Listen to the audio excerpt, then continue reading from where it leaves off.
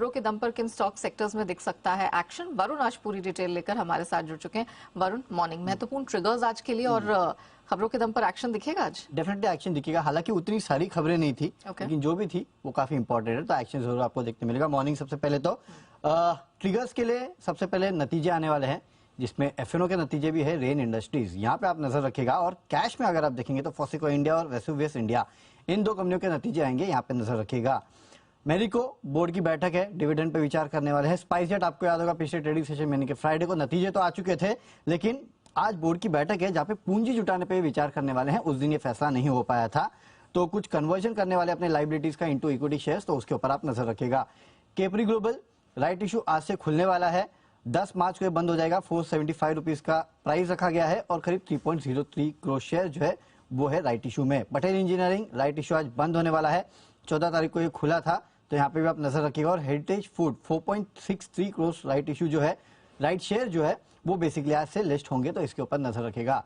पूरे हफ्ते ये जो वीकेंड था उसमें एक स्टॉक सबसे ज्यादा चर्चा में था और वो था पेटीएम का, क्योंकि खबरें ये है कि एंड ग्रुप जो है इस कंपनी में अपनी हिस्सेदारी बेच सकती है। फिलहाल करीब 25% के आसपास की हिस्सेदारी है, तो वो इनको बेचना है। इसके अलावा खबर एक और आई थी कि भारती एयरटेल के सुनील मित्तल जो है वो पेटीएम में हिस्सा खरीद सकते हैं, तो इसके चलते पेटीएम जो है आज सबसे ज्यादा फोकस में रहने वाला है। एनबीसीसी इन्होंने अपना अपडेट दिया है कि जनवरी में करीब 194 करोड़ के इस कंपनी को ऑर्डर मिले हैं। इसके अलावा और एक अपडेट है कि इलाहाबाद में कंपनी को Motilal Nehru national institute of technology के निर्माण प्रोजेक्ट के लिए पीएमसी का ऑर्डर मिला है, करीब 350 करोड़ के आसपास का मेंटेनेंस से जुड़ा ये ऑर्डर है।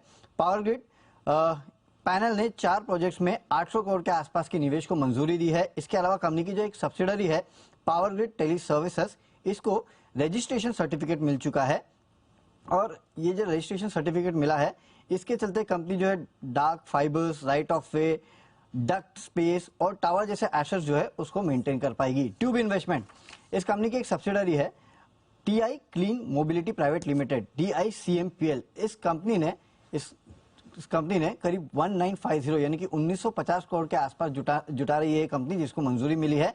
इसमें से ट्यूब इन्वेस्टमेंट से ये करीब 750 करोड़ जुटाएंगे, जिसमें से काफी हिस्सा जो है वो ऑलरेडी जुटा चुके हैं, लेकिन बाकी इन्वेस्टर जो है जैसे कि पी इन्वेस्टर्स है, SBI है, इनसे करीब 1200 करोड़ के आसपास ये जुटाने वाले हैं।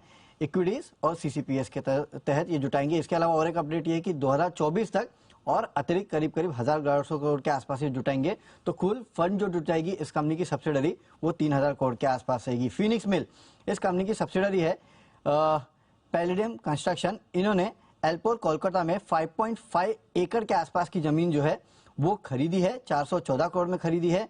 यहाँ प्रीमियम और लग्जरी डेवलपमेंट प्रोजेक्ट जो है वो एक कंपनी बनाएगी। इसके अलावा और एक खबर है कि कंपनी और बी सफल ग्रुप ने पैलेडियम अहमदाबाद का उद्घाटन जो है वो कर दिया है, 26 फरवरी से पब्लिक के लिए खुल चुका है। और आखिरी में ईडलवाइस फाइनेंशियल सर्विसेज, खबरें ये हैं कि कंपनी अपना वेल्थ मैनेजमेंट बिजनेस जो है उसको डिमर्ज करने के लिए मंजूरी मिल चुकी है, तो उसको नुआवा वेल्थ मैनेजमेंट जिसके नाम से अब ये जाना जाता है उसकी लिस्टिंग कर सकती है, और लिस्टिंग के बाद नुआवा वेल्थ में इस कंपनी का 14% के आसपास का हिस्सा होगा, तो इसके चलते ईडलवाइस फाइनेंशियल सर्विसेज जो है वहां पे आप नजर रखेगा। Thank you so much. तो वरुण ने ये जो खबरें आपको बताई इन चुनिंदा स्टॉक सेक्टर्स में आप नजर रखिएगा, क्योंकि यहाँ पर कुछ एक्शन डेफिनेटली देखने को मिलेगा।